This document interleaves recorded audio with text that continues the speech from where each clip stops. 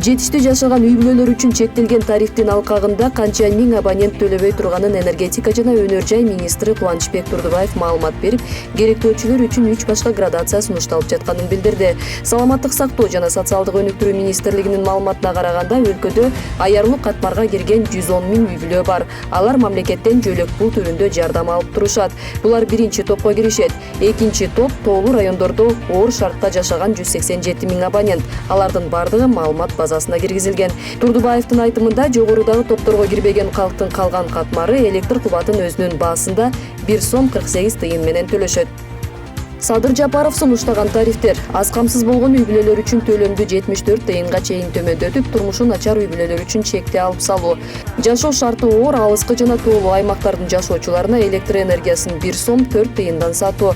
Жашоо шарты жакшы үй бүлөлөргө чектөөлөрдү алып салуу менен 1 сом 48 тыйындан сатуу. Суунун тартыштыгына байланыштуу колунда бар үй бүлөлөргө кышкы мезгилде электр энергиясын пайдалануу 1000 киловатт-сааттан ашса 2 сом 29 тыйындан эсептөө.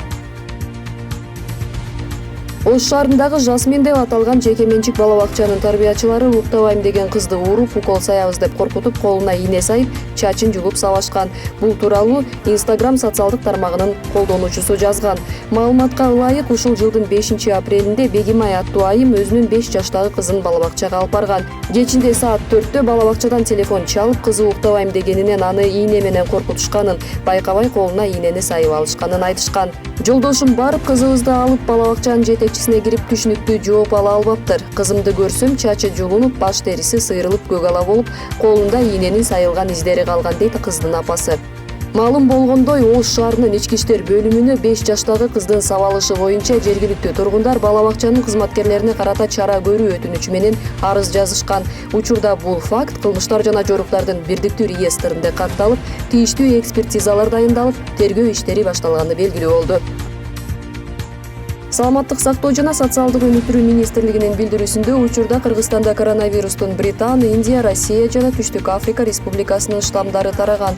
Коронавирус жуктурган кыргызстандыктардын арасында COVID-19 инфекциясынын кайсы штамдары жайылганын аныктоо үчүн Дүйнөлүк саламаттыкты сактоо уюмунун лабораториясы жана Россиянын Новосибирск шаарындагы Вектор мамлекеттик вирусология жана эпидемиология илимий борбору тарабынан тереңдетилген изилдөөлөр жүргүзүлгөн. Бардык маалыматтар ооруларды алдын алуу жана мамлекеттик санитардык эпидемиологиялык көзөмөлдөө департаментинин улуттук вирусология лабораториясы тарабынан 26 мартта жөнөтүлгөн. Саламаттык сактоо жана социалдык өнүктүрүү министрлиги калкты коронавирусту алдын алууга багытталган эрежелерди так сактоого чакырат. 22 апрелге караган суткада өлкөдө вирустагы 380 адамдан аныкталды.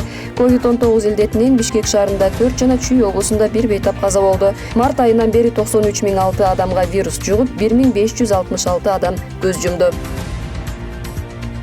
Мумбай шаарында темир жолдо иштеген кызматчы өзүнүн өмүрүн тобокелдикке салып, кичинекей баланы өлүмдөн куткарып калган.